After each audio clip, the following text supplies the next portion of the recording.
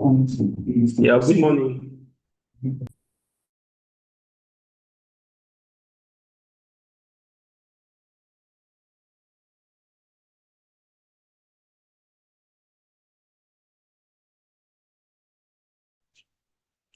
Yeah, good morning, students. It's good to have you back today. In our last class, we looked at the applications of computers in diverse areas, and because of time, we couldn't complete that section. But before we proceed, I would like to recap some certain points that we have in our last class. Basically, we looked at the application.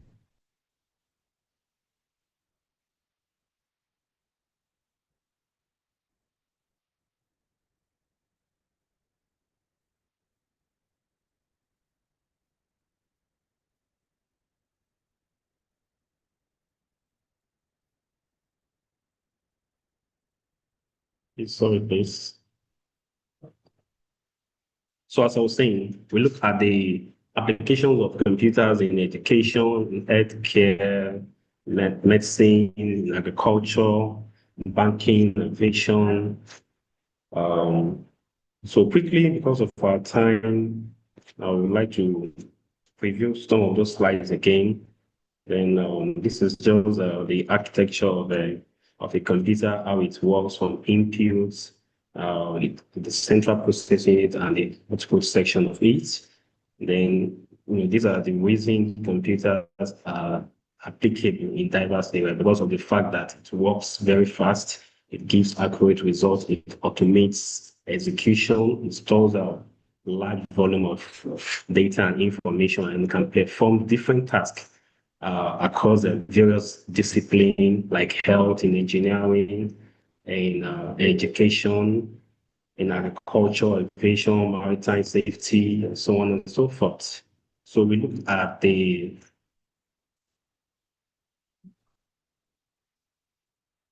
applications areas of computer we have in education, basically for the purpose of e-learning and online classes like what we're having now is one of the benefits of computers because it enables you to connect, to have a virtual lectures, irrespective of your geographical location. Because as I'm teaching right now, I'm sure some of you are not on campus, but for the fact that you have internet facility in your location and there's a platform that enables you to connect to the internet, which is a e-learning platform, a digital platform. So that's it facilitates teaching and learning processes other than the lectures taking place within the four corners of the classroom.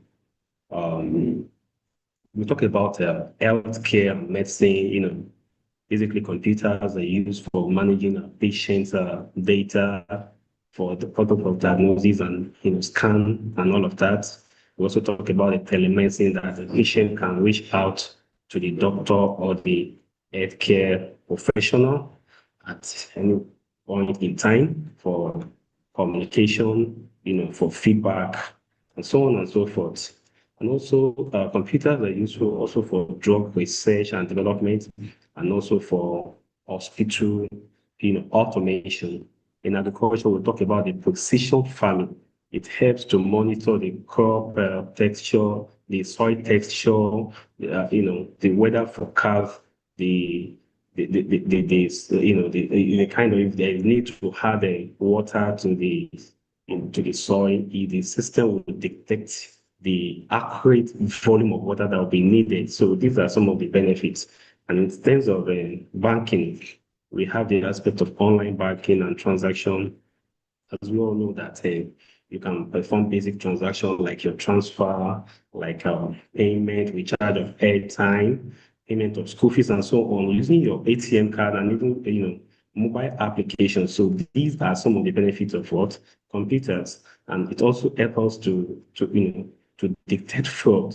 It helps to detect fraud because there's an aspect in computing that we call cyber security. So we use system to monitor and detect fraud because once you, for instance, now, if you want to know if certain amount of money has been debited from your account, there's something we call transaction history. So from there, you can keep track of all your transactions or your activity. Similarly, uh, the bank professionals or all those bankers, uh, they have access to check, to monitor customers' activities, to check, uh, if there's any fraudulent acts, if there's any fraudulent acts that has taken place, and also to detect and prevent such.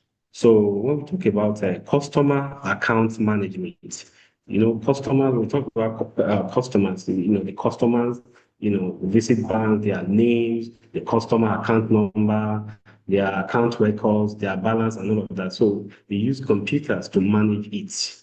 That is why each customer has a unique number that is used to differentiate one customer from the other. So we use computer to carry out all of these tasks to monitor, to secure customers' records, basically.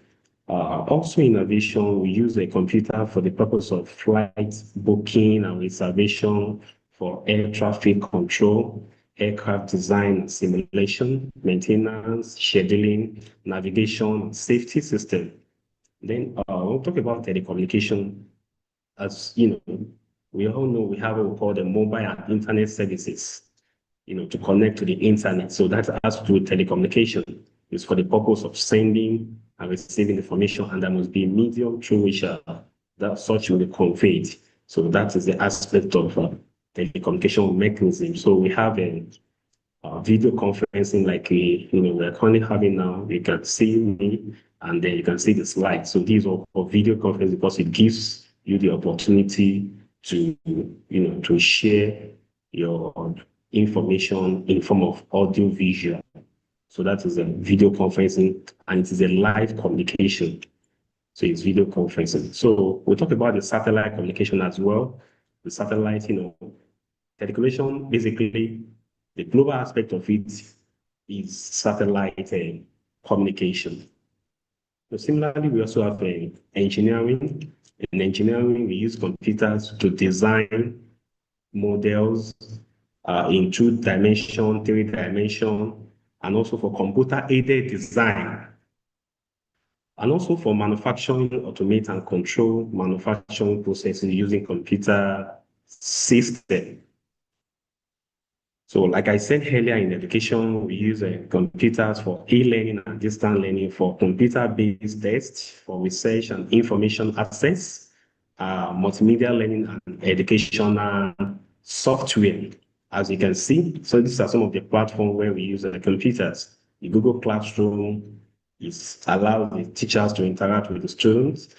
And also we have the learning management system, like the platform we have currently. It is called a learning management system, because it gives a venue to evaluate, assess the student, and the lecturers can share the course material with the student can ask questions, and so on and so forth.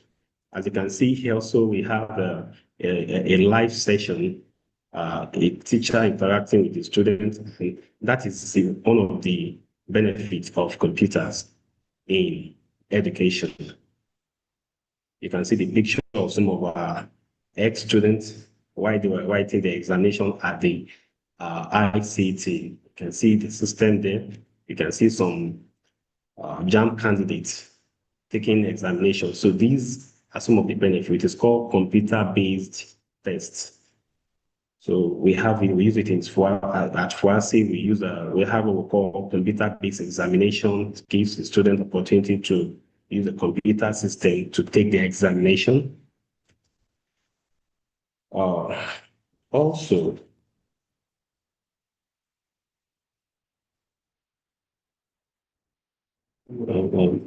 see that.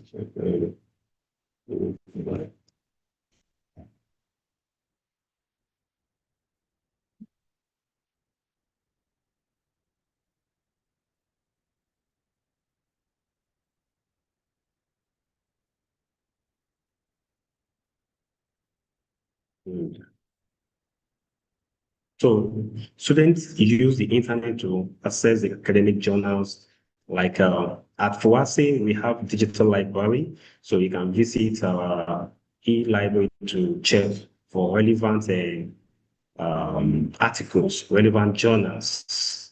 So all you need to do is to visit alibrary.foase.edu.ng. So this is one of the benefits of computers in what in education. So the next slide, we'll talk about the multimedia. The multimedia has to do with video, animations, and simulation to support teaching and learning, which enhances understanding of complex concepts. There are some concepts that for students to understand it better, you need to show them some visual representation for, for them to understand it.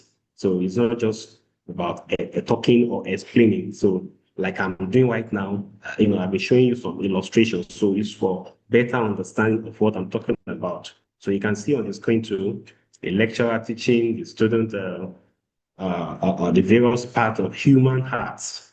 So that makes teaching to be more effective. That's one of the benefits of computers in education. We also have some educational software that can help the student to understand the concept they have been taught better, and most especially STEM subject. When I talk about STEM subject, I'm talking about science, technology, engineering, and mathematics. Students usually find it difficult to understand these subjects. So this educational software will help them on their own. They can take their own time to look at the step-by-step procedure. And usually there are some educational software that are designed in form of games to, to make the student to find this course or the subject are interesting. So these are some of the benefits of computers in education. Then we also look at the applications of computers in healthcare and medicine. And the key areas we talk about the electronic health records. The electronic health record is a system or a software that is used basically for managing patients' medical information. As you can see on the screen, that's the dashboard. We have the patient passport, the patient's records like the personal data, the name of the patient ID, the date of birth of the patient, the gender, the blood group, medical history, and so on and so forth. So electronic health records is used basically for managing patient information. Then we also look at medical diagnosis. We talk about computer support doctor with accurate disease detection. So they will use computers to detect, to know what exactly is the problem. So it will give the full information as regards the medical history of the patient. So as you can see on the screen, that is a typical example of an AI-powered diagnostic system showing the X-ray chest, the brain MRI, and the analysis results. Then we also look at telemedicine. Telemedicine has to do with remote consultation and treatment through video calls and online platform. As you can see, a doctor interacting with the patient is an online. It is not a physical kind of a consultation that you need to visit the hospital. No. In this case now, you'll be given an opportunity to interact or interface with the doctor. You have the doctor contact details, and there'll be a platform that will enable you to interact. So a lot of video conferencing platforms can be used for that. Even Zoom, we can use Zoom for remote consultation. So provide, for instance, now imagine a patient who is currently in the United Kingdom and you have an appointment with your doctor, a doctor that is in Nigeria. Of course, such appointment can still take place. How? Through telemedicine. All you need to do is to connect uh, through what we call remote consultation. Remote consultation. When we talk about remote, it is not a physical consultation like you connect using a video conferencing platform to reach out to your doctor, you explain, and then you be giving the feedback. So connect with doctors from anywhere through secure video. The doctor can assess, that can diagnose and prescribe treatment online. So as you can see on the screen, this saves time. It reduces travel costs because you don't need to go to the hospital. All you need to do is to contact your doctor directly. And while you're talking to the doctor will be able to, to give his prescription and also to, you know, to give a report accordingly. So the next one is medical imaging. When we talk about medical imaging, we have the technologies like MRI and CT scan, use computers to produce detailed internal body images, detailed internal. As you can see on the screen, that is a typical example of an MRI scan. And we also have the CT scan to give you. So these computer to carry out this MRI and CT scan and other imaging technologies use computers to capture high resolution images. It uses computer to capture high resolution. So it will bring out the a quality resolution that will make the work easier for the medical practitioners to give their report or to give their feedback. So that is what medical imaging is all about. So the next one is hospital management system. Hospital management system, as you can see on the screen, there's a dashboard, you know, showing the appointments, patients, doctors, billing report, inventory staff, and settings. So hospital management systems are integrated software solutions used to manage and automate hospital operations efficiently. Used to manage and automate hospital operation efficiently. So this is an example of that. You can see the doctors, the billing, the report, the inventory, the staff. So you can monitor this on the computer system. You can monitor all these activities on the computer system. So this is one of the benefits of computers in healthcare and medicine. The next one, we look at the applications of computers in agriculture. We talk about the precision farming, the weather forecasting, the farm management system, automated irrigation system, and agricultural research and biotechnology. The precision farming, we're talking about the real-time monitoring. Real-time monitoring, that is, there are some sensors that collect data on the soil moisture, the temperature of the soil, the nutrient present in the soil, and the crop health. It gives the real time. So it will enable you to know if there is need to add fertilizer, if there is need to add more water. That is what we call irrigation. So, and also we have what we call the GPS technology. The GPS technology and satellite imaging, it helps in field mapping and crop scouting and accurate navigation. Similarly, we have when we talk about the data analytics is analyzed to identify the trends, to detect the problems, and make informed decisions. It helps to make informed decisions. As you can see on the screen, you can see a tractor there. You can see a farmer there checking the current weather, the irrigation status, and the field map.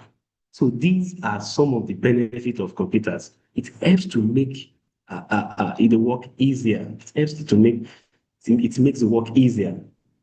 So the next one is weather forecasting. In terms of agriculture, when we talk about weather forecast, there is need to monitor the weather.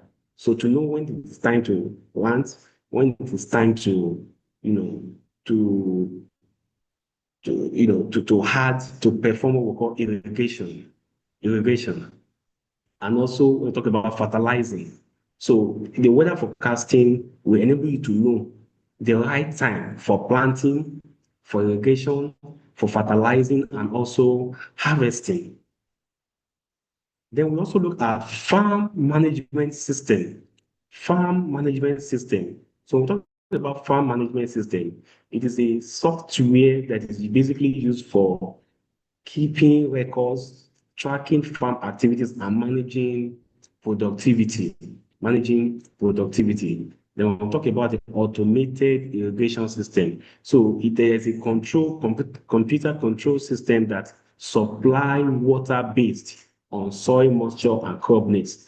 That is what it reduces water waste because the automated irrigation system will check, will examine if there is need to add water. It will add accurate volume of water, not excess water. So it reduces water waste.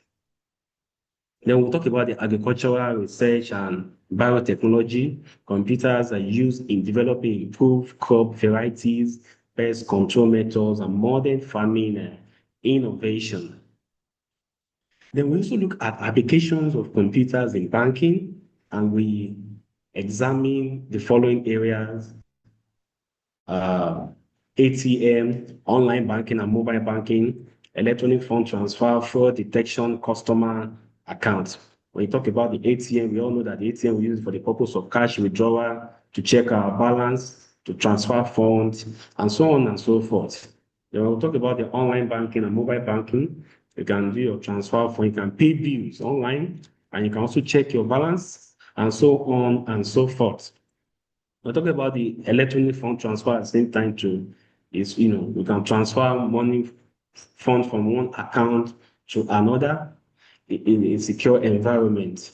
You know, you can make your transfer any time, anywhere, even on weekends. Because I could remember about 15 or 20 years ago, to perform any transaction, you have to visit the banking hall to do that. So you should know that the banking hall is only open maybe from Monday to Friday. That shows that Saturday, you know, you won't be able to carry out a transaction even on Sunday. But these days now, due to the introduction of electronic fund transfer, online and mobile banking now, you can carry out a transaction any day, anytime. Then we talk about the fraud detection systems. We use computer to detect fraud, like the EFCC. They use computers to monitor fraudulent acts by some people. They keep tracks of all their transactions, and also similarly, banks too. They do that to monitor the inflow of cash, inflow of funds, and so on and so forth. So if there's any suspicious, they flag it. So these are some of the benefits of computers in banking. At the same time, customer account management, which is very crucial in banking, the customer's information must be properly secured. Computers are used to store and manage the customer information securely, and also to maintain accurate records of account details, to also maintain accurate records. Imagine a situation, a customer who open an account, maybe the account number is 20, coming back, maybe going back to the bank again after some days, the account number has changed to 50. So that means there is an issue with the banker database. So, but to manage customers' information accurately, efficiently, computers are used to do that, and some other software, database software, used to manage computer, such that the information will be consistent, will be made available, and also will be what, confidential. So these are the characteristics of a of good database, and basically customer information must be well secured. Then we also look at the applications of computers in aviation. So we talked about the aviation, we look at the following key areas: the air traffic control system, we look at the flight simulation for training, reservation and ticketing, navigation and communication. So we look at the following areas. The air traffic control system, it monitors and manages the aircraft movement to ensure safe takeoff, flight, and landing. We also look at the flight simulation for training. You should know that it provides realistic training environment for pilots to practice flying under different conditions. Simulation, like I said, is an abstraction of a real life system. We have to practice. So the flight simulation for training, it enables the pilot to practice under different conditions. So it's for them to learn how to fly under different conditions. It enables them to train in various weather, day and time, and emergency situation. It helps the pilot to build their skills and make better decisions, and also to gain confidence through repeated practice, because the pilot must practice often in order to build their confidence level. So that's one of the benefits of computers in aviation. Then in terms of reservation and ticketing, we all know that we want to travel to Lagos or to Abuja now, a flight. That means you need to book your ticket. So we use computer to do that. You have to state the time, even the day, the location from to, and some other things. So make your payments. So these are some of the things we use computer to do in aviation for the purpose of reservation and what ticketing. Then another one is a navigation and communication system. We use the computers to provide accurate positioning and real-time guidance for safe and efficient flights. So you can see it also tracks the aircraft in real time. It monitors the weather and helps avoid collision. So that is why usually, you know, they give announcements from time to time based on the weather updates, based on the movement or there's any observation. So it's the computer, it helps them to do it because it gives updates from time to time. Then we also look at the application of computers in telecommunication, and there are three major areas highlighted here. The first one is the mobile communication systems, internet service and data transmission, video conferencing, and the last one is satellite and communication. As you all know, we'll talk about the mobile communication system. It enables voice call to send message and also mobile data service through your smartphones and cellular data. As you can see here, it is a tab showing that the mast here, you can see the 4G, the 5G, by the service provider like MTN, like Airtel, Glo, and so on and so forth. And the voice call, it helps you to make high quality voice call anytime, anywhere, using what? Cellular networks. And you can send message, receive message. You can also gain access to the internet, stream videos, as you are doing right now. You can download files and use online applications on the go. So these are some of the benefits of computers in telecommunication, mobile communication system. Another one is internet services and data transmission. Computers enable the transfer of data, emails, online services through wired and wireless network. Through what? Wired and wireless network. As you can see on the screen, we have what we call laptop, we have mobile phone, we have router, we have switches and all of that. So if you look at it now, like your mobile phone, now you can connect your mobile phone to the internet, and you can also share your network. You can switch on your hotspots, connect your laptop. You are good to go. So that's what we call wireless network. But in a station where you have your cable, you connect your cable to the laptop for the purpose of sharing the network. That is called wired network. You can actually do that. For some of you who don't know how to do that, all you need to do is connect your data cable to your laptop. Once you connect your data cable, go to the settings, you will see what we call USB tethering. USB tethering. So it enables you to connect to the internet. Once you switch on the USB tethering, USB stands for Universal Serial Bus. Once this USB tethering has been switched on, automatically your device will be connected to the internet. So that shows that you are using your data cable to connect to the internet. Alternatively, all you need to do is to switch on your hotspot on your mobile device. Then on your laptop, you connect to Wi-Fi. I said Wi-Fi stands for wireless fidelity. Wireless fidelity. So basically, internet services and data transmission. You can transfer data quickly and securely between the device across the internet. You can also send, receive, and store emails instantly, like Gmail, your Yahoo Mail, your Outlook Mail, and so on and so forth. And you can also use technologies like Wi-Fi, Ethernet, fiber optics, and mobile networks for connectivity. At the same time, we have the encryption, the authentication, which is very important. You make sure that you encrypt the network and you also authenticate as authenticate it. And there's something we also have network protocols. The network protocol is usually embedded. It ensures safe and reliable data delivery.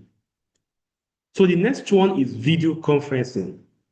Video conferencing. We're talking about the applications of computers in telecommunication. The first one is mobile communication. The second one is internet services and data transmission. The third one is video conferencing. The video conferencing, like what I'm doing right now, is called video conferencing because it allows real-time virtual meetings, real-time like these virtual meetings and communication using audio and video technologies. That is, you can hear what I'm saying and you can also see me. So it is video, it is visual, communication because it requires audio and what? Video, audio and video. So we call it video conferencing. Video, it enables face-to-face communication with high quality audio and video in real time, and also connects individuals from different locations instantly without restriction. Like as I'm teaching right now, I'm sure some of you are not on campus, but you have access to the internet. You can join the class. So that will tell you that there is no restriction. Some people are in their village right now. They can join the class because of what? Internet. So it connects individuals from different locations instantly without travel, without having to travel from one location to another. And you can also, it gives an opportunity to share screen, to make my presentation, to share the document, the files for better collaboration. Like I'm doing right now, I'm sharing my slides. So that is one of the benefits of video conferencing. It gives me the opportunity to what? To share my slides, to make presentation. And they also use it for business meetings. Like now we're using it for online lecture. So they also use it for conferences, webinars, remote work, and so on and so forth. So we're talking about video conferencing. It allows real-time virtual meetings and communication using audio and video technologies. The next one is satellite communication. As you can see on the screen, that's an example of a satellite. So it facilitates long distance communication, broadcasting and global connectivity using using the satellite. Using the satellite. As you can see, we have the satellite uplink, we have the network operation, the user terminal, the satellite downlink. So satellites send data back to the Earth. So when we talk about the satellite downlink, that shows that satellites send data back to the head. That is the meaning of downlink. When we talk about the satellite uplink, ground stations send data to the satellites. When ground station sends data to the satellite, we call it satellite uplink. But when satellites send data back to the head, we call it satellite downlink. Then we also have the user terminal. Signals received by user terminals anywhere on Earth. Then we have the network operations, like this, the monitoring and controlling satellite communication. So these are some of the benefits of computers and telecommunication. So because of our time, we're going to look at the next one, which is the applications of computers in engineering. But we'll talk about the engineering. We're talking, we all know that computer, computers play a pivotal role in engineering. That is, it enhances the design, the analysis, the manufacturing, the testing, and so on and so forth. So here we're going to look at the following key areas. The first one is the computer-aided design. Computer-aided design, CAD. The second one is the computer-aided manufacturing, CAM. The third one is simulation and modeling. And the last one is structural analysis and testing. We'll talk about the computer-aided design, CAD. It uses, this one is used to create a two-dimension and three-dimension designs for engineers. You know what I'm talking about, two-dimension and three-dimension design. We use it for the purpose of drawing, to model we use it for modeling, drawing and models of engineering project. As you can see on the screen, that's a system, a software installed, software like AutoCAD, ArchiCAD, those that are into architectural design, like biomedical engineers, electrical engineers, mechanical engineers. I believe you know what I'm talking about.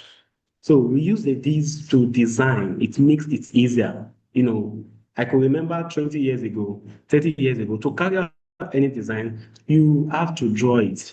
But computer now makes it easier. All you need to do is to install the right software that you can use for the purpose of modeling, to draw, to design, so that when you give it to your clients, they will be impressed with the work that you want to carry out. Usually, if you want to build, the first thing is that you have to see, you have to tell the engineer, please, can I see the plan? If the plan is attractive, if the plan is, captivating, if the design is captivating, that's when you will tell the engineer, please proceed. But if it's not captivating, you will tell the engineer, please, can you bring something else? So we use computers to do this design. That's what we call it, computer-aided design. Computer-aided design. It is used for second dimension and third dimension design, call it 2D and 3D designs. So it creates highly accurate 2D designs and 3D models with exact, it gives the dimension, the specification, and it also helps in developing detailed 2D drawings and realistic 3D. When you say 3D models, 3D models, they are usually, attractive.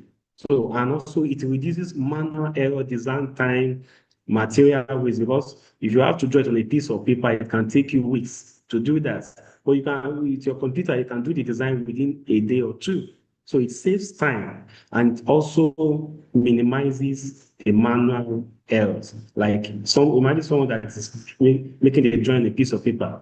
If there's any mistake, you have to clean it over and over again. But the computer system, in fact, after you must have finished design, nobody will know whether you have made an error or not, because the design will be perfect. So the next one is a computer-aided manufacturing. Computer-aided manufacturing, we call it CAM. It controls machine and production processes for efficient and automated manufacturing. Usually in production, in manufacturing, they use computer-aided manufacturing. So to check, to keep track of everything. So it uses computer programs like G code to connect the machines and equipment accurately, and it improves the efficiency. It improves what? The efficiency. That's why they use the computer-aided manufacturing these days. So, and it also ensure precise machine and consistent quality with minimal human error. So, because while the machine is working, you can actually monitor the activities, you do it, you can come up with what we call a CAD model, design and created in CAD, computer-aided design. After you must have done a design, we have what we call the computer-aided manufacturing. From that, it will move to the G code, from G code to the CNC machine, the finished parts. So that is with the final stage. So I will share this slide with you later so that you can take a look at some of these illustrations. So the next one is the simulation and modeling.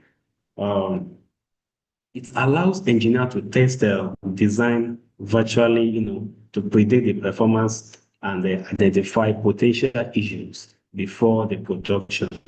So that is why there is need to carry out what we call simulation and modeling to check.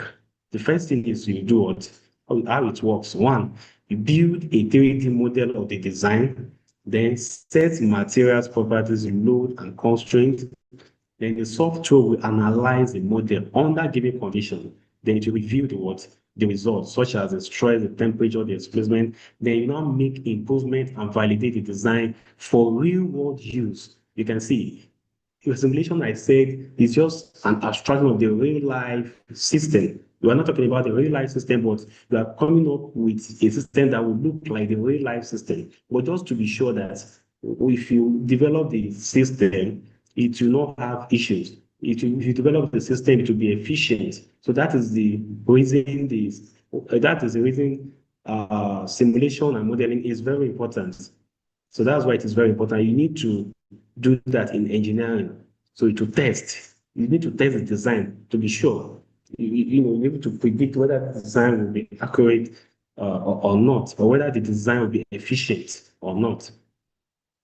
Then we also have structural analysis and testing. We use software to evaluate the strength, the stability, the durability of structures. There are various software to do that. Like I think there is a ministry that is in charge of that. Is as any building, they have software to do that. They use software to evaluate the strength, the stability, and durability of structures or what materials. So there are software that are used to what for that purpose to determine how much load a structural material can withstand safely. That is why some people without approval they will tell them you cannot go beyond two-story building. You cannot go beyond three-story building. In fact, they will give you a recommendation that this should be a story building because they must have carried out what we call structural analysis. And based on the results, maybe the recommendation is that the building on this land must just be a story building, or it must be two-story building, or it must not exceed three-story building, and so on and so forth like that. So that's one of the benefits of computers in what in engineering. So as you can see, this is the overview of areas in engineering. We have the computer-aided design, we have the computer-aided manufacturing, we have the simulation, modeling, and structural and testing. Now we're going to look at a new topic titled the internet, and we're going to look at its application and impact. As we all know that when we talk about the internet is a global network of computers that communicate using standardized protocol for the purpose of what? To share information worldwide. To share information worldwide. When we talk about internet, what comes to your mind? Google. What do you have on Google? Information. When you talk about internet, what comes to your mind? YouTube. What do you have on YouTube? Information. When you talk about internet, what comes to your mind? Social media platform. What are we using it for? To get information. So that is basically what an internet is used for. Now, let's look at the historical background of internet from the military research network to a global system connecting billions worldwide. Today, this started from what? A military research network.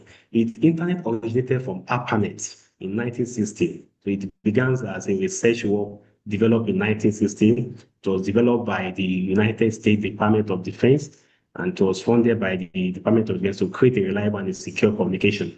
And in 1980 and 1990, it was expanded. So the network grew rapidly as universities and organizations joined, leading to the development. Then this led to the introduction of what we call the modern World Wide Web. World Wide Web. Now look at this illustration. This is a timeline. This is a timeline from the initiative in 1960s to 1970. You can see the protocols. We have the transfer control protocols. In 1980s, we have the Middle Age. We use the DNS. We use the first domain name. We use the first router. Then in 1990s, that's when we have the HTML, which is the hypertext and markup language. We have the World Wide Web. We have the third generation network, 3G. We have Google and some other inventions too. So now, when we talk about the internet, it's a global network connecting the world. Like I said, it's a vast interconnected network of computers. It connects different computers, servers, devices. For what purpose? To share information. To share information. And usually, for the information to be shared, there must be what we call a standard protocol. That standard protocol is what we usually refer to as IP. It's what we call IP. It's what we call the IPs, Internet Protocols. If you look at your phone, the IP address of MTN is different from the IP address of Glo, different from the IP address of Airtel. So that shows that there must be a standardized protocol before communication can take place. So it serves as a backbone of digital world that is giving the opportunity to share information, to send and also to receive, to send and also to receive information. So let's look at the uses of the internet. We said the internet connects people, information, and services. empowering communication, learning, business, entertainment, governance worldwide. The first one for communication. You can send emails for sending and receiving messages, right? Like your Gmail. To open your Gmail, you need to do is to what? Connect your device to the internet, open a browser. And if you don't have a browser, you need to install a browser. And when we talk about a browser, what does it mean? We're talking about the applications that will enable you to gain access to the internet. What are the examples of these browsers? We have Google Chrome, we have Mozilla Firefox, we have Internet Explorer, we have Crazy Browser, we have Microsoft Edge, and so on and so forth. So, first one, we're talking about communication. You can actually send information, but before you do that, you must install a browser on your device, like Google Chrome. So after installing Google Chrome, make sure your device is connected to the internet. Then the next thing is that you open the browser, navigate to the address bar, then you type in www.gmail.com. So once you do that, you'll see, do you want to sign or create an account? If you have an existing account, all you need to do is to enter your email. You enter your email address and your password, then it will open your email, your inbox automatically. So that's how it works. To send email, you go to compose. When you go to compose, it will pop up a dialog box, which will see subject, which is the title of your message. You will see receiver or recipient. So you put the name of the person you are sending the mail to. You put the email of the person. Then you will see body or message. So if you want to have a purpose of the message, you can put it there. Then you also have what we call attachment icon or button. Usually at the bottom or at the right side, you will see something like a flat screen. So once you click, it will take you to your device directory, like if you are using your mobile phone, to go to my device or my file manager. For your laptop to take it to my computer, then you can now select the file that you want to attach. After you must have done that, you click on send. So that's how to send email. So, and you can also receive email. If you receive email, you check your inbox. You see the email, you can download your file or your document. So it enables what we call instant messaging for real-time communication. Internet, it enables instant messaging. Instantly, you receive the response. Like on various social media platform now, that you send a message to someone that is on WhatsApp. If the person is on the internet, instantly the person will see the message. You can give a response or a reply to the message. So that's one of the benefits of the internet. And also for the purpose of video conferencing for meetings and collaboration. We're talking about the internet because if the internet facility is not available, you will not be able to gain access to this class today. So that shows that internet is very important for you to gain access to the online class. So that we're talking about on communication. Said under communication, we have sending mails and receiving mails, instant messaging for real-time communication, and also video conferencing for meetings, for collaborations, for webinars, for conferences, and so on and so forth. And also education. We use internet in education for online learning, like we are doing right now. We are using internet. So if the internet facility is not available, there will not be learning management system. There will not be online class. And from the word online, that shows that it is internet. So when you talk about offline, it does not require internet. So access to digital libraries and ebooks too, it requires internet. Because like I said earlier, our e-library, our institution e-library is e-library.foac.edu.ng. So for you to check the e-library, you must have access towards internet. So for you to have access to your digital libraries and ebooks, you must have access towards internet. And to carry out research online, you must have access to internet. Similarly, in business and commerce, the various e-commerce platforms like Konga, like Jumia, like AliExpress. For you to buy some items there, you must have access to what? To internet. So to market your product to, you must have access to what? To internet. To make your payment online as well. Internet is very important. So if, similarly in entertainment, streaming services for movies, for those of you that, you know, for those of you that are, fond of checking some content on YouTube and some other platforms too, there must be internet. If it's not available, you won't be able to have access to the what? To such content, movies, music, and so on and so forth. And also social media, the various social media platform now, for you to check what is trending on Facebook, on TikTok, on Instagram, on Telegram, and some other platform, you must have access to what? To internet. So internet it makes the world smaller and opportunities bigger because you can reach out to people easily. It makes the world smaller. That's why we say internet makes the world a global village. Internet services. We'll talk about internet services. Internet services provide tools and facilities that to help us to communicate, to access information and share resources, and also to connect with people worldwide. The first one is www.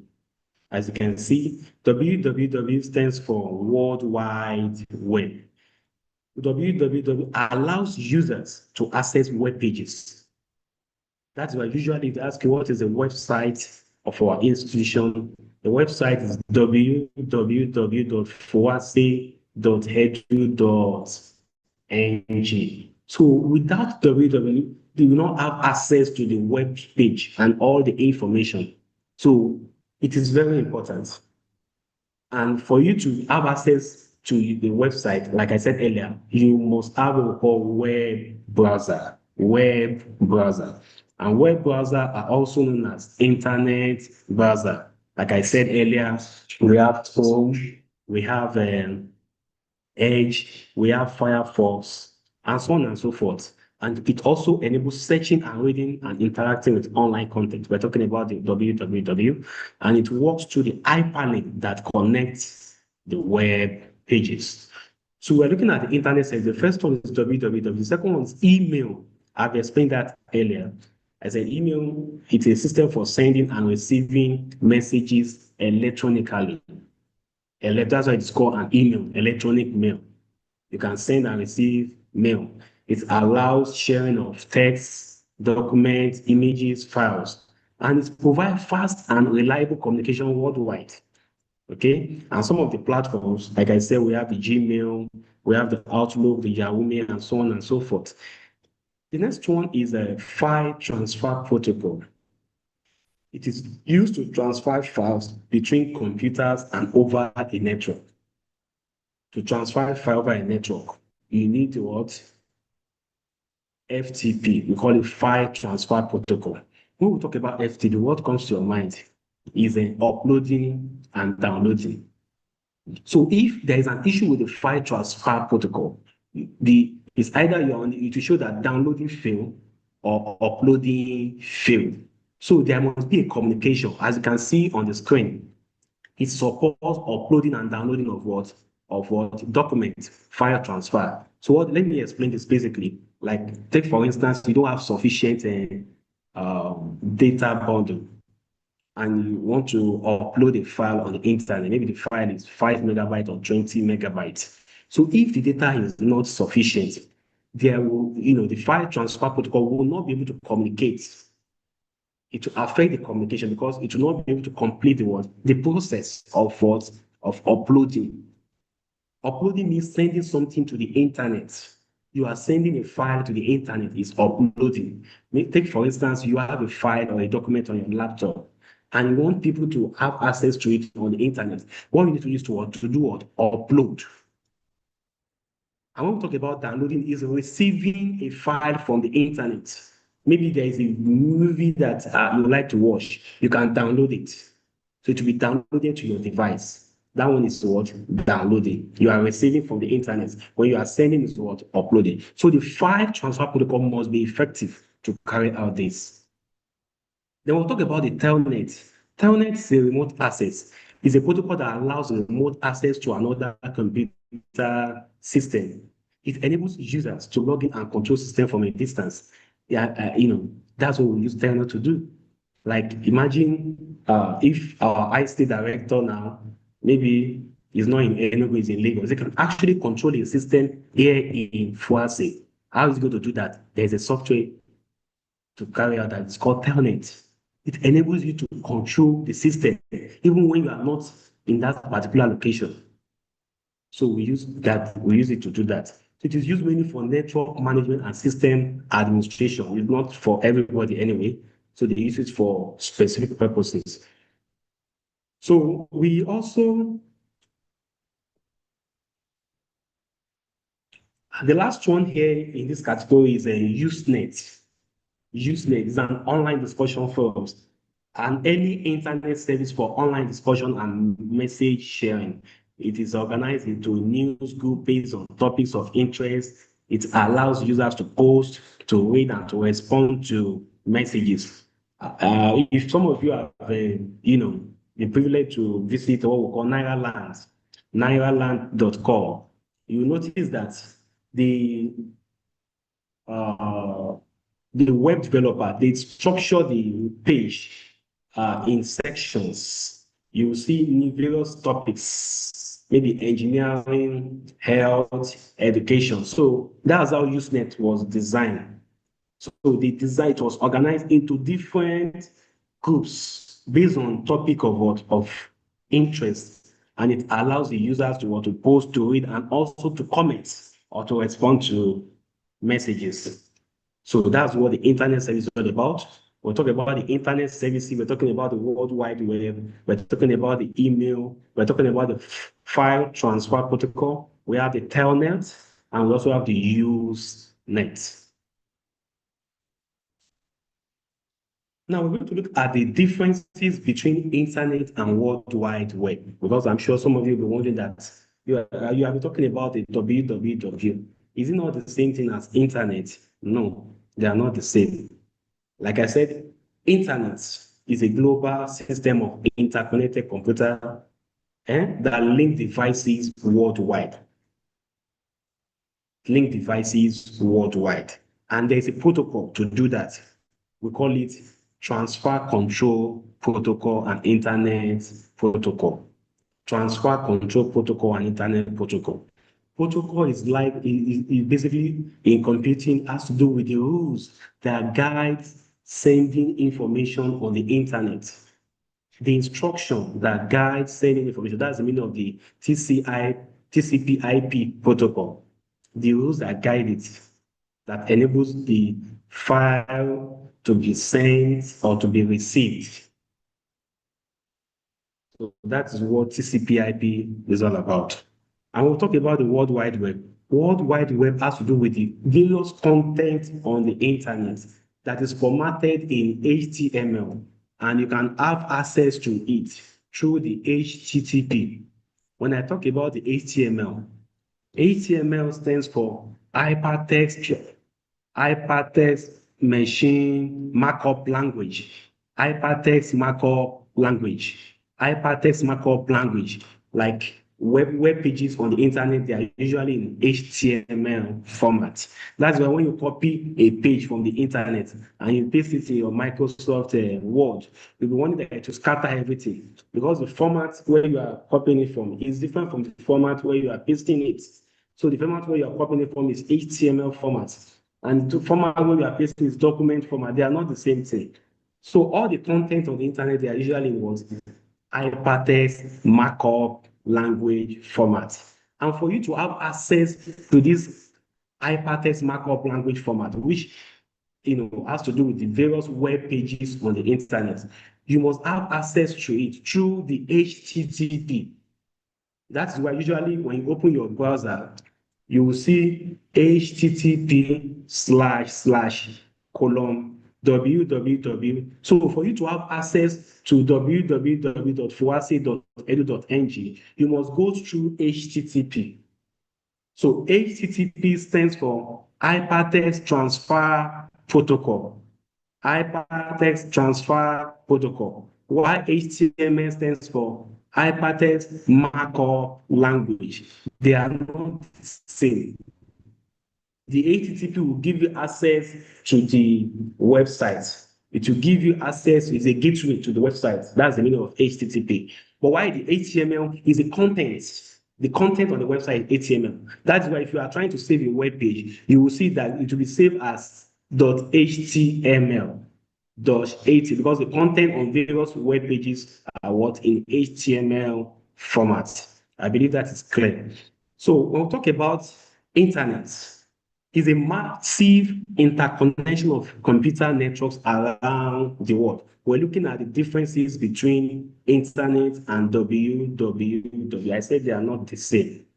The internet is a global network, while the www has to do with the content on all the content on the internet. That is the www, World Wide Web. While internet is a global network. And when we talk about the internet, it uses transfer control protocol or internet protocol. Why the www, what it uses is HTTP. For you to have access to the internet, like I said, there must be what we call TCP/IP. TCP/IP must be available to have access to internet. But for you to have access to your World Wide Web, then you must go through what we call HTTP, is the gateway. HTTP, Hypertext Transfer Protocol. I believe that is clear. So let's look at the various internet and www terms. The website is a collection of related web pages under one domain. Let me give you an instance. www.fuase.edu.ng. The name of that website is Fuase. The domain of that website is what? .edu.ng. That is a domain. It shows that it's an educational website. So a website is a collection of related web pages. That's why if you go to our website now, you will see the home page, you will see the various faculties, you will see about the institution and some other things because there are different web pages that are linked together. And we'll talk about a web page. A web page is a single HTML document viewed in a browser. When you just open a page on the internet, that page is a single HTML document. That's why I said when you save it, the file, or you press Ctrl S to save it, you will see .html. That's to tell you that the format of that particular page is .html. But if you go to your Microsoft Word and you press Ctrl S, you will see .docx. So that's the file extension of what? Of Word document. But for the website, it's HTML. And I said earlier that web browser is otherwise known as internet browser. These are software that we use to access and display web pages. So then we talk about search engines. The search engines are also referred to as internet search engines. We use it to find information on the web, like Google. Maybe you have assignments, you can go to Google, you ask the questions, Google will show you some of the relevant journals, relevant articles that you can use to do your assignments. So search engine is a system that we use to obtain relevant information, like Google, ask.com, mama.com, like mamma.com. We have devilfinder.com. We have a lot, and so on and so forth. We're looking at some of the terminologies or some of the internet and www terms. We have protocol. Protocol is a set of rules that govern communication over a network. Like I said earlier, it's an instruction, it's a set of rules or instruction. It controls the communication over the network. And I'm sure some of you must have come across what we call URL. You don't want what's the meaning of URL? URL is the address used to locate a web resource, is the address used to locate a web resource. Because sometimes they'll ask you that, what is the URL of your institution? They are still asking you that, what is the web address of your what? Of your institution. Somebody can ask you, can you give me the URL of your, what's the URL? It stands for Uniform Resource Locator. The URL is the address that is used to locate a web resource. The URL of our institution is www.foac.edu.ng. Then we talk about the HTML. HTML stands for Hypertext Markup Language. This is the standard language used to structure web content. It is used to structure web content. So as you can see on the screen, we have the website. A website is a collection of related web pages under one single domain. And when we talk about a web page, it's just a single HTML document. When you open our website, www.foase.edu.ng, it will take you to our home page. That home page you are looking at is just a web page. But from that home page, you can click on the menu list. You'll see faculties about the institutions. You'll see some of the programs and so on and so forth. That means you are checking all the web pages now. So that is what makes up a website. A website consists of two or more web pages. A web page is just a single HTML. If someone just asks you, please check this page for me, and that particular page, there is no menu there. It's only single. That shows that it's just a web page. It's not a website. Because a website must consist two or more web pages. From the first page, you can go to another page. You can check another page, and so on and so on. So that makes it a website. A website consists of two or more web pages, whereby a web page is just a single HTML page document displayed in a browser. Like I said, the web browser, you can see the logo of Chrome here, Edge, and Firefox. The search engine is a tool to find information on the Google. The protocol, I said, is a rule that controls the communication between devices on various network. And the URL I've told you is an address to locate a resource on the internet. The URL is maybe www.foac.edu.ng. And I said the HTML is a standard language that is used to structure web content. That's why, for those of you that have interest in computing or maybe in web programming, if you want to learn how to design a website, where you start from is HTML. You need to understand how to use HTML to design your web page. From HTML, you move to CSS, you move to PHP, but with the introduction of AI now, it makes it easier. You may not really go to the HTML again, but in those days, to learn web design, you must understand the HTML, which you can use your notepad on your laptop to do that. Then you save it as HTML, you preview it in your browser. So that is a technical aspect of it, but for the purpose of this class, our focus is on the various internet and WWW things. We have the website, we have the web page, we have the web browser, we have the search engine, the protocol, we have the URL, we have the HTML. So I believe you're able to describe each one of these. So the internet is a network. The web is the service built on it. So you can say difference now. The internet is a network, while the web is a service built on it. So now let's look at the impact of the internet on the society. Impact of the internet on the society. Impact of the internet on the society. The internet has transformed the way we live, the way we work, the way we learn and communicate. It brings me a lot of benefits, but there are also some challenges. We're going to look at the positive impacts. At the same time, we also look at the negative impacts. Quickly, let's look at the positive impacts. One of the impacts is that it gives us easy access to information. The internet enables us to obtain relevant information anytime, anywhere. With just a click, you can get information you're looking for. Because I know some of you now, you know how to navigate with ChatGPT now very well to ask questions and all of that.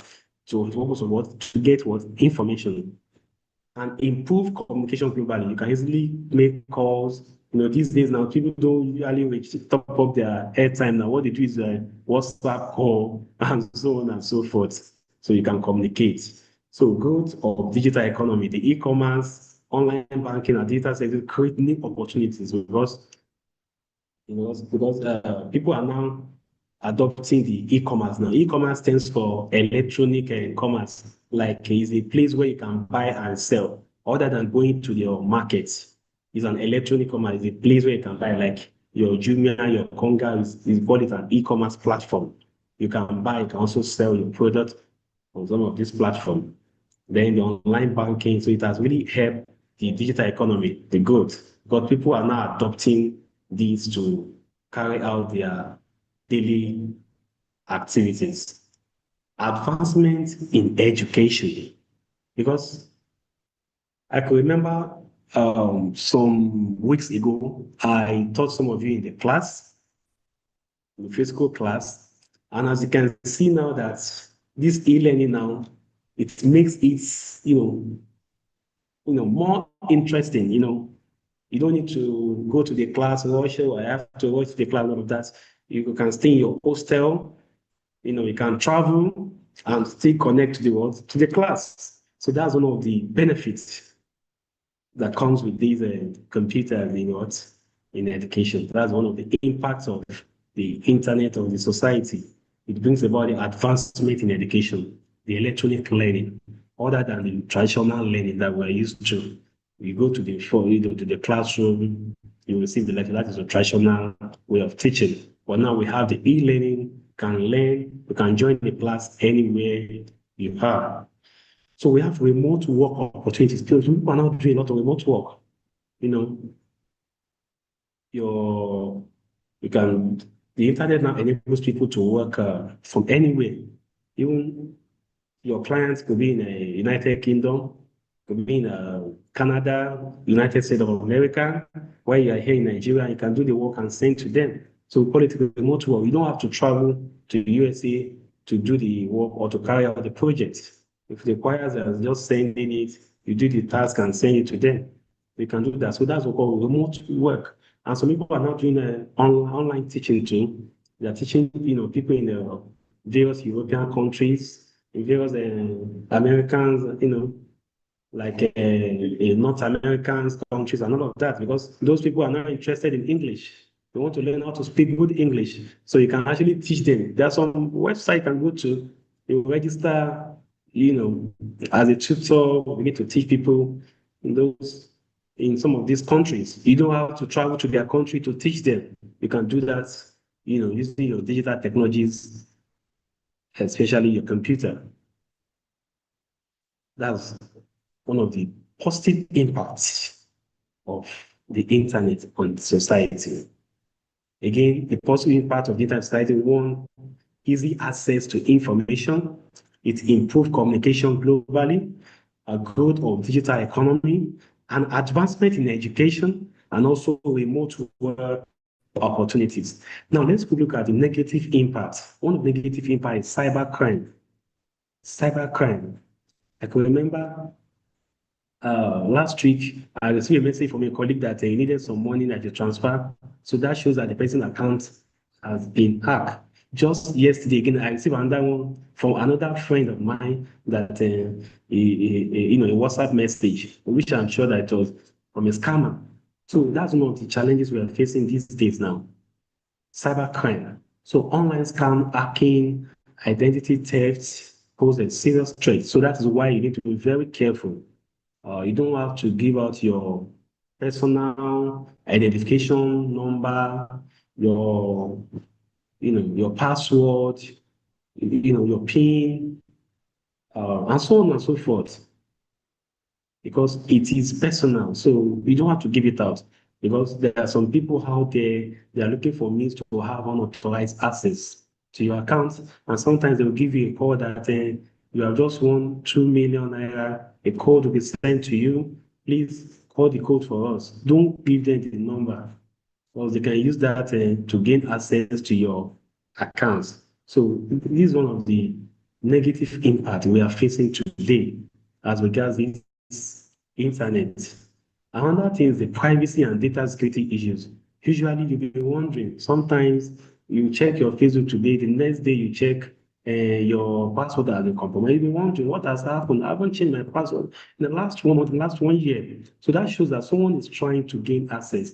So that's why it is always advisable to use a strong password. When you use a strong password, it's difficult for them to guess your password.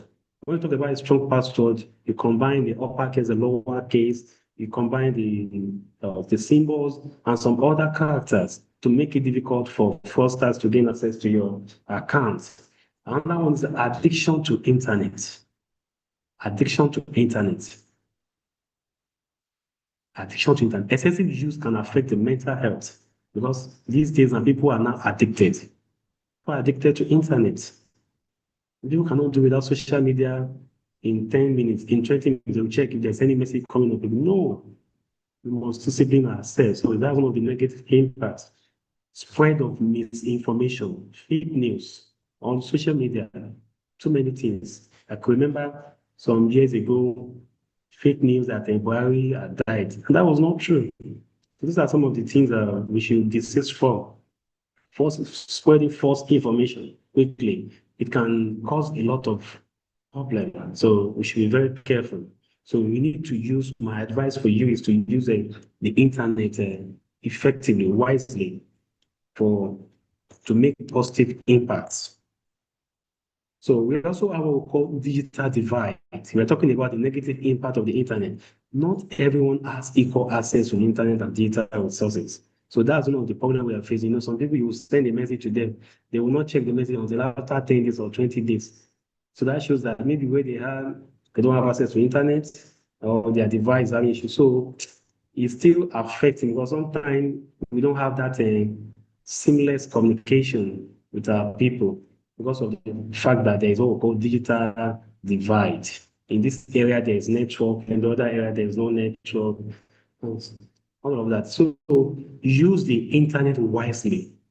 That's my advice for you. Use the internet to enjoy its benefit and maximize its risk. So thank you for your audience. I appreciate your time, your attention, and participation. So if you have any question, please, you can please use the comment section. You can drop your question there while I attend to your question.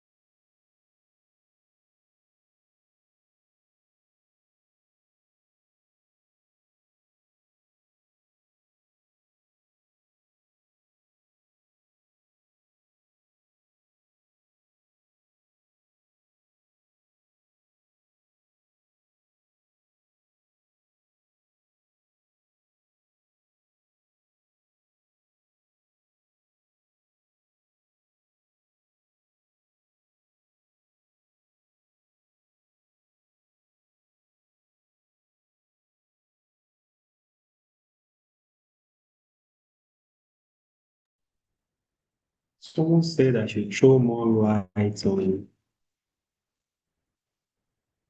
HTML. Okay, let's go back to the slides.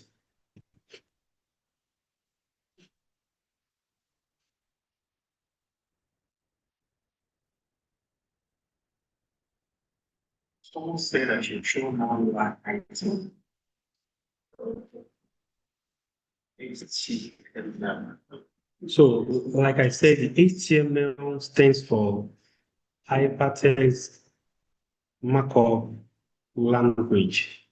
Hypertext Markup Language. So this hypertext markup language is basically for web sites.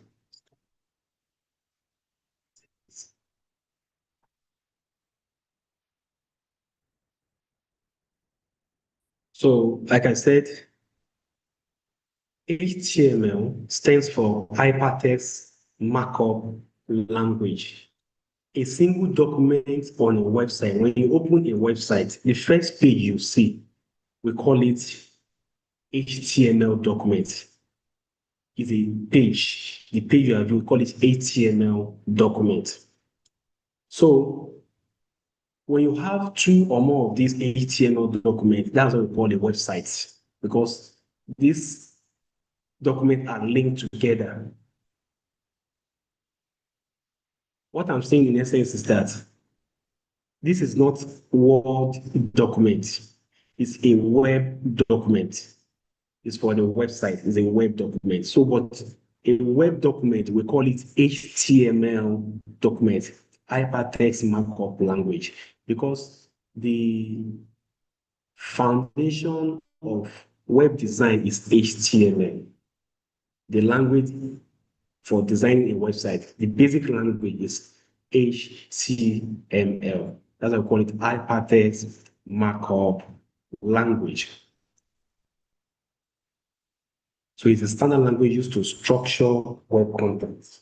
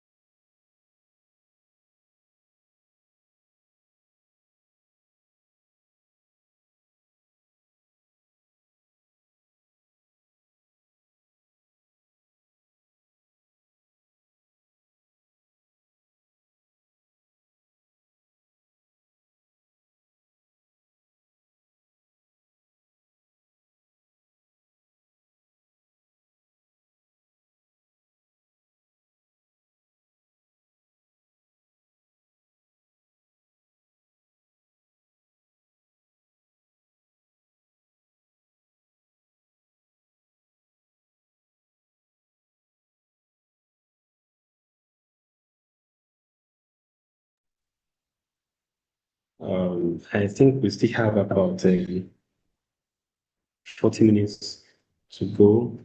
So I would like to quickly recap for those that joined today's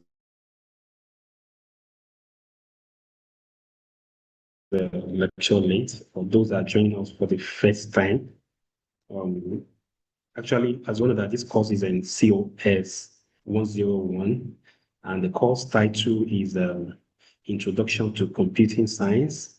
One of my colleagues has taught you the basic aspect of computing, like the meaning of data, computer, the components of digital computer, like the computer hardware. And I was told he has also taught you computer software. Um, so the aspect I was given to facilitate is application of computers and the internet. And then we have covered these topics, the applications of computers in diverse areas in education, in healthcare, medicine, in agriculture, in banking, innovation, telecommunication, engineering, and so on and so forth. Then we also look at the internet, its application and impact. We look at the meaning of internet, the brief history of internet, the uses. Then we look at the various internet and WWW terms. And lastly, we look at the impacts of the internet on society. Look at the positive and the negative impacts. And for those of you who don't know me, I am Adeshegun Oshijiri. I'm one of the COS for the status. So the applications of computers in diverse area, before we talk about the application, we have to look at the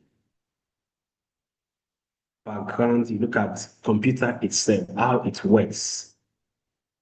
I said computer uses what we call the IPO system. The IPO system simply means the input, the process, and the output. It has the capability to input data. It has the capability to process and also to give the output or the results. And basically, these are the attributes of computers. The various attributes of computer. A typical computer, it has the ability to process data very fast and gives reliable results and can store and carry out different tasks at the same time. Then we examine the following application areas of computers in education, healthcare, medicine, agriculture, banking, innovation, telecommunication. We also look at engineering. I want to talk about application of computers in education.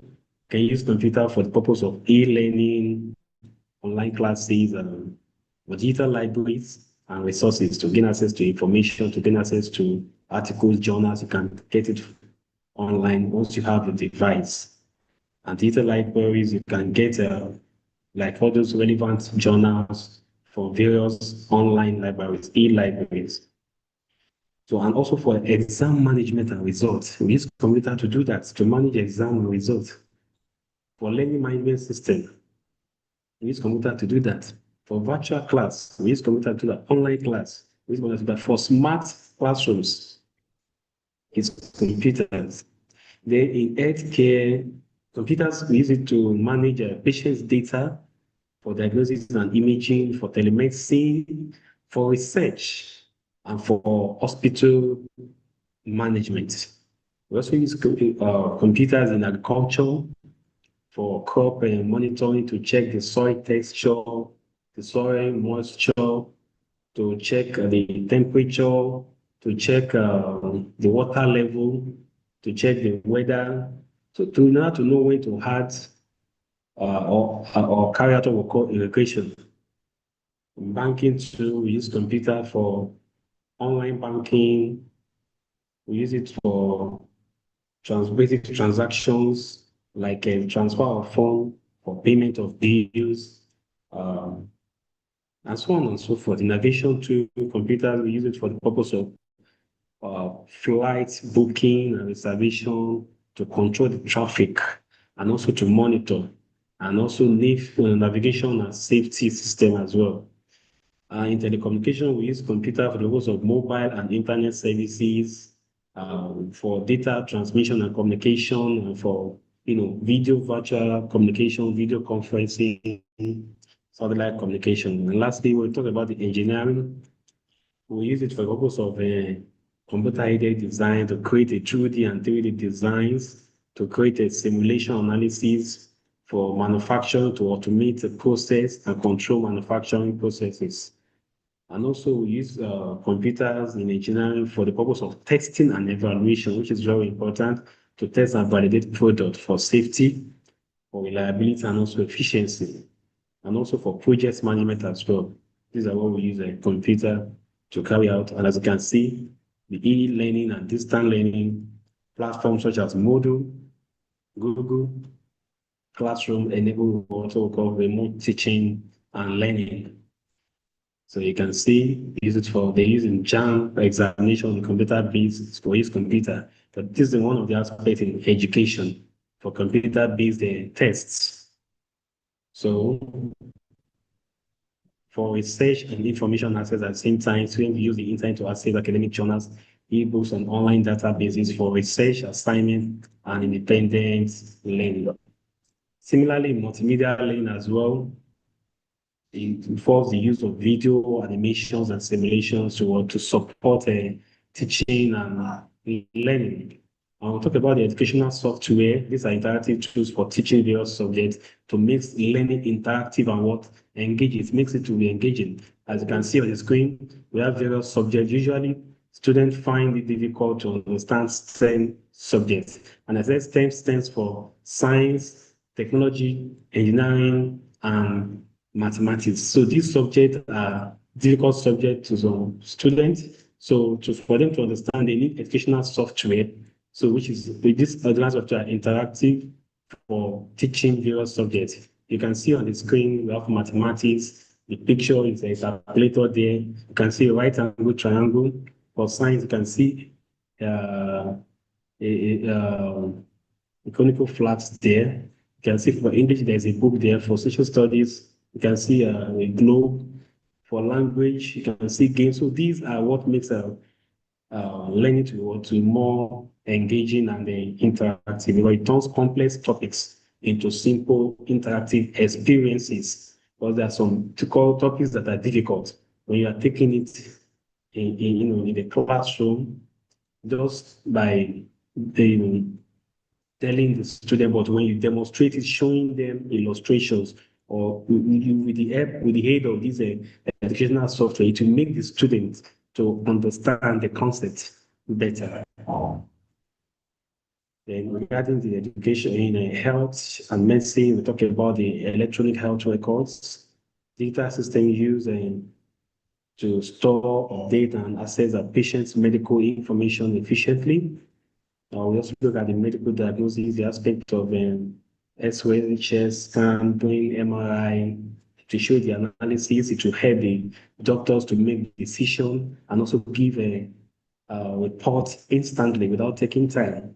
So in telemedicine, it enables the patient to communicate with the doctors or the healthcare, professionals, as the case may be. So that can be done using a video conferencing platform. As you can see on the screen, the doctor and the patient. So we'll talk about the medical imaging. Medical imaging, these are technologies that use the computers to produce detailed internal images. You can see we have the MRI scan, the CT scan, and you can see the result there.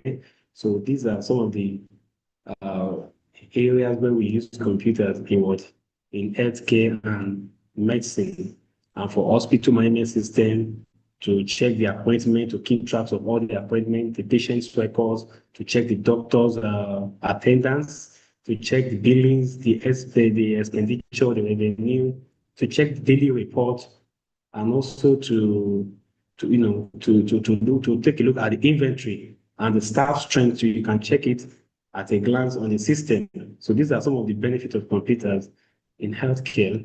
And in agriculture, we talked about the precision farming to monitor through the use of sensor, collect data on soil moisture. We talked about the weather forecasting. We talked about the farm management system, the data record keeping, also the automated irrigation systems. And also we have the agricultural research and biotechnology. In banking, the key areas, we have ATM, the online banking. So with the ATM, as you all know, is for cash withdrawal, to check your balance, to perform transactions, like you can change your PIN, you can transfer funds and pay bills, and so on and so forth. The online banking on your mobile banking, you can check your mobile application, check your balance, transfer funds, and make payments, and so on and so forth. So we also have the electronic fund transfer. We have the fraud detection systems to monitor. So that's one of the benefits of computers in banking, because it enables us to use advanced software to monitor transactions and also to detect suspicious or fraudulent activities. You can see. So you can monitor the activities. If there's any fraudulent activities, you will just flag it or notify the appropriate authority. So the customer account management at the same time, computers store and manage customer information and transaction and daily transactions history and account details. So these are some of the areas where computer is applicable in banking. So in aviation, we have air traffic control system for flight simulation, for training, for reservation, and ticket system for navigation and communication and system. In telecommunication, when we talk about computers are the backbone of modern telecommunication, which enable us fast and reliable exchange of information across the globe. So we talk about the key areas, which are the mobile communication system, the internet service and data transmission, the video conferencing, and satellite communication. When we talk about the mobile communication system, it supports voice call, the messaging, and mobile data service through smartphones and cellular network. So we talk about the internet service and data transmission. We all know we're talking about ability to send data quickly across the internet. And we talk about the email service. You can send and receive email, and you can do that using a wired or wireless network. And some of the wireless network, what we call router, we have a MiFi. Okay, even your phone can serve as a wireless. When we talk about wire, we use cables, like those cables they use in cyber cafe, in ICT centers or Jam CBT centers. These are wired network connection. So we also look at the video conferencing that allow real-time and virtual meetings. Real-time, that is, you can hear, at the same time, you can also see the person making presentation. So that is a form of video conferencing. So,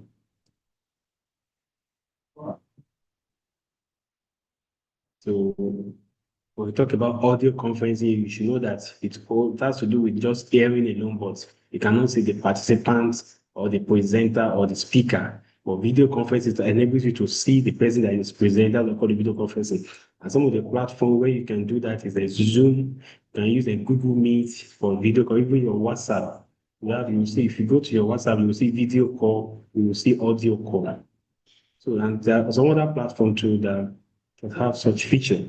So we also look at the satellite communication, like everything we're talking about. We every it's the satellite communication is facilitating long distance communication. So if there is satellite communication, as we're in Nigeria today, we will not be able to reach those in USA. So that shows that there's a satellite communication that receives and sends data. It receives and sends data. And there are two key words that I would like you to understand from it. We have what we call satellite uplink and satellite downlink. When we talk about satellite uplink, the ground station send data to the satellite. The ground station send data to the world, to the satellite, like all those masts. They will send data to the satellite, and also the satellite they receive data back to the head. Receive data back to the head. That one is called satellite downlink. Satellite downlink. So then we also look at the application of computer in engineering. We look at the computer-aided design, the cards. We'll talk about we use it to create precise 2D and 3D designs, as you can see on the screen. That's a design. We also have a computer-aided manufacturing CAM. It controls the machines and production processes for efficient and automated manufacturing. We also have the simulation and modeling. It allows you to test design virtually to predict, perform, and identify the potential issues before production. They also look at the structural analysis and testing, which is very crucial. So it uses software to evaluate the strengths, stability, and durability of structures and materials. We use software to do that. So these are some of the benefits of what computer. So this is the overview of everything under uh, applications of computers in engineering. We have the computer-aided design, we have the computer-aided manufacturing, we have the simulation learning and structural analysis and design. So we also look at internet. When we talk about the internet, is a global network. Internet is a global network, and historically, it originated from the ARPANET.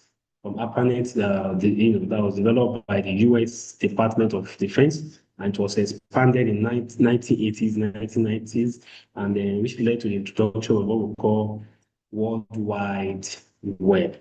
Then if you look at this illustration, you can see the internet timeline from the 1960s initiative to the 1970s. We had the TCP. In the 1980s, we had the Middle Age. And in the 1990s, we had the HTML, www, and so on and so forth.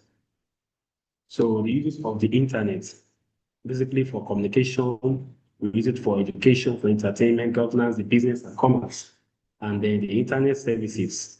The internet services, we have various services like the www, we have the email, we have the FTP. FTP stands for File Transfer Protocol, which enables you to send data or file to the internet. We call it uploading. And it enables you to receive file from the internet. We call it downloading. So we have the telnet, we have the user. The telnet enables you to gain access to a system. It enables you to gain access to a system. It enables you to control the system from a distance. So in my situation whereby someone who is in Lagos is controlling a system right here in Enugu State, it's possible. When they use telnet, there's telnet. We use it to control a system, monitor the activities of the system. And we'll talk about the Usenet. Usenet is just an online discussion forums, designed in form of various groups, topics, and all of that. So you have the opportunity to contribute, to post, to read, and also to respond to messages. So the Usenet is more or less like a Naira Land platform. If you have not visited, just go to www.nairaland.com. You'll see that it's structured in various topics format. You see education, engineering, health. So you can go to the forum and make your contribution depending on your interest or your area of interest. Then we also look at the differences between the internet and www. So I said the internet is a global network, while www is just the online content that's formatted in HTML. And for you to gain access to the online content, you must gain access through what? HTTP protocol. HTTP stands for Hypertext Transfer Protocol. And for the internet, the internet uses TCP/IP, while the World Wide Web uses HTTP. The internet uses TCP/IP, which is a protocol, transmission control protocol, internet protocol, while the World Wide Web uses HTTP. HTTP is Hypertext Transfer Protocol. And these are some of the internet and www terms. The first one is a website. The website, that's what the collection of related web is under one domain. And I give an example that www.fuase.edu.ng. Fuase is the name of the website, is the name of the institution. Y.edu.ng is the domain of the institution. So domain is that is what people will be able to know. Oh, what is the purpose of this website? It helps us to differentiate. Oh, this is for commercial purpose, or this is for educational purpose, or this for organization, and so on and so forth. Because there's a website. If you look at it, you see xyz.org, you will see xyz.com, you will see xyz.edu.ng. Once you see xyz.edu.ng, that shows that it's an educational institution. So once you see xyz.com, it's a commercial website. It's a commercial website for business. But once you see xyz.org, it's for an organization. It could be a government organization, or non-governmental organization. That is the meaning of org.org. But once you see .edu.h, it's education. And that NG shows that the educational institution is in Nigeria. That's the meaning of the NG. So the domain is edu and the subdomain is .ng. So we have it foase.edu.ng. And a web page is a single HTML document viewed in a browser. I told you that when you visit a website, the page you see is a web page. So from that web page, you can go to another page. From that page, go to another page. So all these pages, we call it website. A website consists of two or more web pages. So a web browser is otherwise known as internet browser. So these are software that we use to access or display web pages to gain access to the website, like Chrome, Google Chrome, like Microsoft Edge, like Opera Mini, like UC browser, like Phoenix browser, like um, Mozilla Firefox, and so on, crazy browser, and so on and so forth. So these are various web browsers. Without the web browser, you will not be able to gain access to the internet to check websites. So then the search engines, I said the search engines are otherwise known as internet search engine. We use this to find information on the internet, on the web. Like Google is a common search engine. You can ask Google, ask.com. We have mama.com. We have findme.com. We have devilfind.com, so on and so forth. Then we also have some other internet and www things. We have the protocol. I said protocol is a set of rules that govern communication over a network. So an example is all this TCP IP. It's a protocol. Then you talk about the URL. URL stands for Uniform Resource Locator. The address used to locate a web resource is the URL. For instance, if they ask you what is the URL of your institution, the URL of your institution is www.fuase.edu.ng. That is where people can get information about the institution from. Then the HTML stands for Hypertext Markup Language, the standard language that is used to structure web content. Then this is the overview of the internet and World Wide Web things. We have the website, we have the web page, we have the web browser. As you can see, the thumbnail of some of those web browsers like the Google. We have the Edge tier, we have the Microsoft, we have the Mozilla Firefox, and so on and so forth. So we look at the impacts of the internet on society. We have the positive impacts, and we also have the negative impact. And the positive impact are as follows. It gives us easy access to information. That's one of the positive impacts of internet society. It improves communication globally. I can remember some years ago, if you want to communicate or send information to those in Europe, those days, you have to post it. You have to go to post office. You have to post a letter. You have to post a letter, and sometimes it may take 3 months before the person will receive it or respond. Sometimes 6 months. But these days now, you can send a message to someone in the US and receive a response instantly. That is improved communication globally. So there is no geographical barrier any longer. You can reach anybody anywhere. So it also bring about what we call advancement in education. I can remember like 15 or 20 years ago, when I wanted to write jam, it was pen on paper. There was nothing like CBT. It was pen on paper, but you can now see that it has advanced now. We have what we call CBT now. To take your jam exam with CBT, it makes it easier. Within 48 hours, you get the results. They release the results. I think the last JAMB examination, they release the result after 48 hours. That's to tell you that it's an improvement. There's an improvement. In those days now, after taking the pen and paper examination, it will take like some weeks before they release the result. But these days now, immediately you are taking the exam, once you submit the results, are in the back end. So that's to tell you that the education has been advanced in terms of due to the adoption of computers and e-learning, due to the adoption of computers. So it has changed so many things. So in those days now, you have to sit down and mark students' grades, and it takes days, even months to do the addition, their continual assessment test, their exam score, and all of that.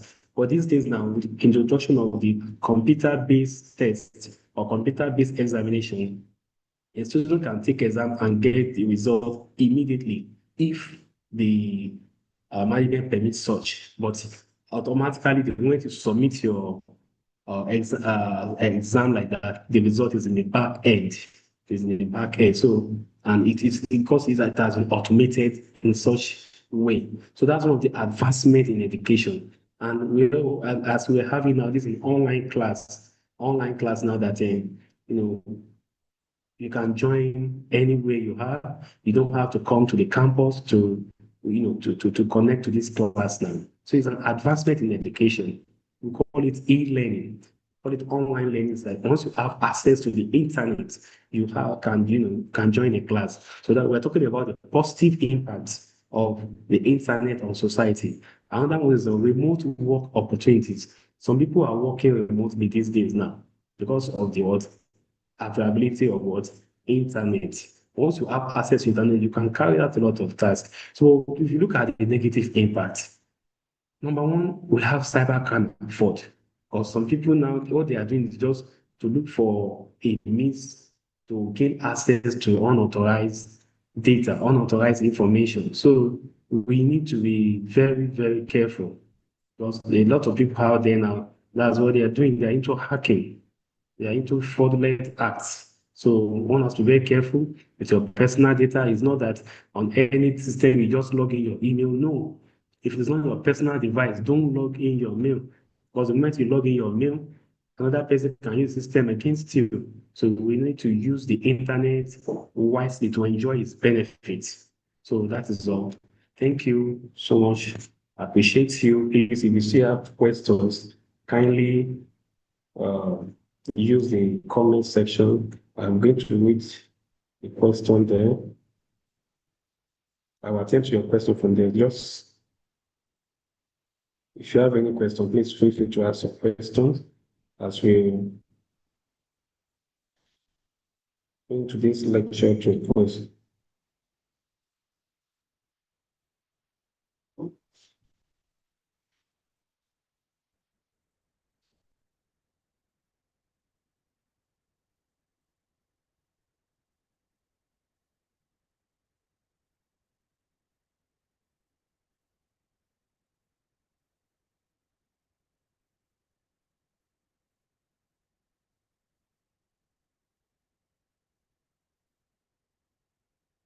All right.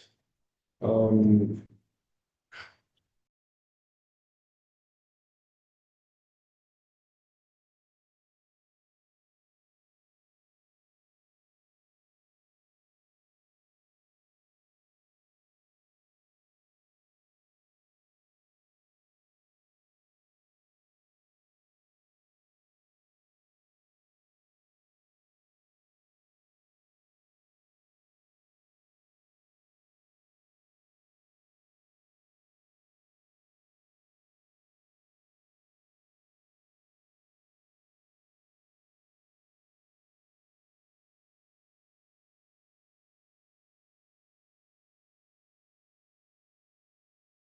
on this note, we have come to the end of today's lecture. So please, if you still have questions, can you just use the comment section in your learning management system platform. And also, I want to encourage you to submit your assignment. Please make sure you submit your assignment because you should know that that's what we're going to use for the continuous assessment. So it is very important you do the assignment given to you on time. So have a nice weekend. Thank you for joining today's lecture.